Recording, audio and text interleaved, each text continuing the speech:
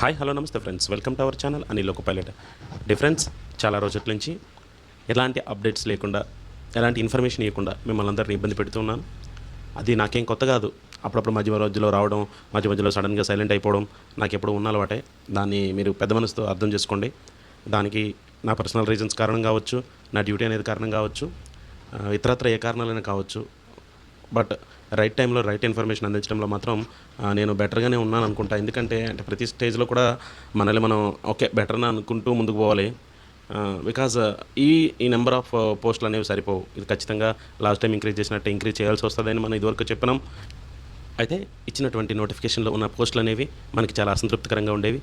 వాటి పోస్ట్ సంఖ్య అనేది పెంచాల్సి వస్తుందని, పెంచితే అసలు యాక్చువల్గా రావాల్సింది 2400కు పైగా రావాలని మనం అనుకోగా వాటిని పెంచుతూ ఇప్పుడు ఇదివరకు ఉన్న 585 పోస్టులు కాస్త 1949 పోస్టులుగా, అంటే ఇదివరకు 585 ఉండేటప్పుడు ఈవెన్ మన చిన్న ఛానల్ సబ్స్క్రిప్షన్సే దాదాపు 2150 ఉన్నాయి. అంటే ఈ సబ్స్క్రైబర్స్కి ఇచ్చినా కూడా సరిపోవన్నమాట.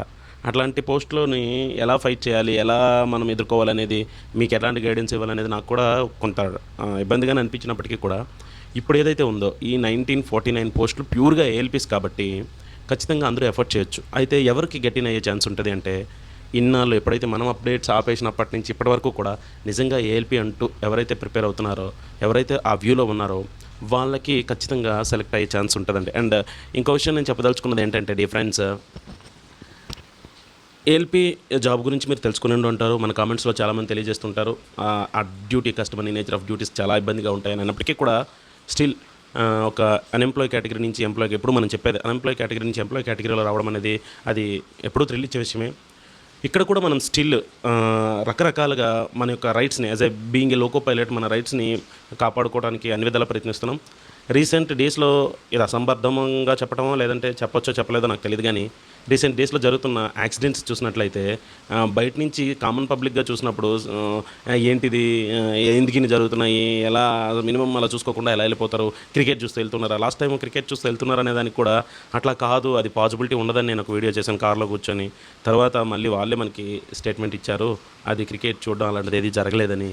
కాకపోతే చెడు తొందరగా వెళ్ళిపోయినంత ఈజీగా నిజం అనేది వెళ్ళలేదు. సర్థింగ్ రీసెంట్గా జరిగిన యాక్సిడెంట్లో కూడా లోకో పైలట్ అనేది తప్పు ఉండడం అనేది లేదు. అక్కడ ఒక బండికి లైన్ క్లియర్ ఇచ్చేసి దెన్ ఆఫ్టర్ అది క్లియర్ అవ్వకుండానే వేరే బండికి లైన్ క్లియర్ ఇస్తే వెనకెళ్తున్న బండి 100 km/h స్పీడ్ అవ్వడం వలన you gave me authority to pass the section with normal speed. నేను నా నార్మల్ స్పీడ్లో వెళ్ళిపోతా, నువ్వు గ్యారంటీ ఇచ్చేసావు ఏం లేదని. చూస్తే కనిపిస్తుంది కదా, ఆపొచ్చు కదా అంటే. ఒక గూడ్స్ ట్రైన్ 60 km/h ఆగడానికి గవర్నమెంట్ నామ్స్ ప్రకారం ఉన్న కిలోమీటర్ డిస్టెన్స్ కావాలి, కిలోమీటర్ కంటే ఎక్కువ కావాలనేది ఉంటుంది. ఆ లెక్కలన్నీ మీకు తర్వాత అర్థమవుతాయి. అట్లాంటిది 100 km/hలో అంటే అది ఏదైనా చిన్న కరువులో ఉంది, చిన్న మలుపులో ఉందంటే చాలా ఇంకా కనిపించదు. ఆ ఇన్సిడెంట్లో లోకో పైలట్ అమరుడైనాడు.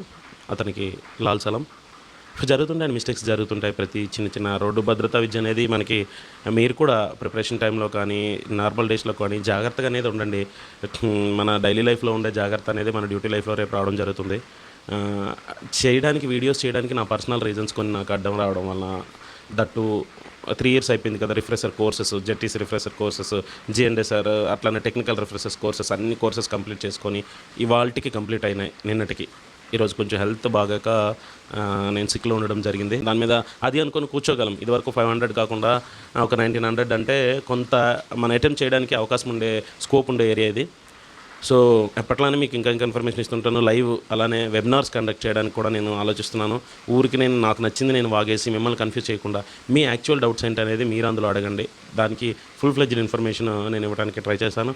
వెబినార్ లేదా గూగుల్ మీట్ లాంటిది కండక్ట్ చేసి నాకు తెలిసినంతలో. ఇంకొకటి, అది రైట్ ఆర్ రాంగ్, నేను ఎంతో కొంత ఇన్ఫర్మేషన్ ఇస్తున్నానని నేను ఫీల్ అవుతాను. ఇప్పుడు నా ఫ్రెండ్స్లో చాలామంది ఏడుకో ఛానల్ ఉందిలేరా యూట్యూబ్ ఛానల్, ఎస్ అతనికి లైట్గానే అనిపించవచ్చు. బట్ ఈ ఇన్ఫర్మేషనే తెలియని మీకు కొంతమందికి హెల్ప్ఫుల్ అయితే, మన ఛానల్ని రెగ్యులర్గా ఫాలో అయ్యేటోళ్ళు అయితే, ఇదివరకు ఫాలో అయిన వాళ్ళకి తెలుసు is it useful or not అనేది.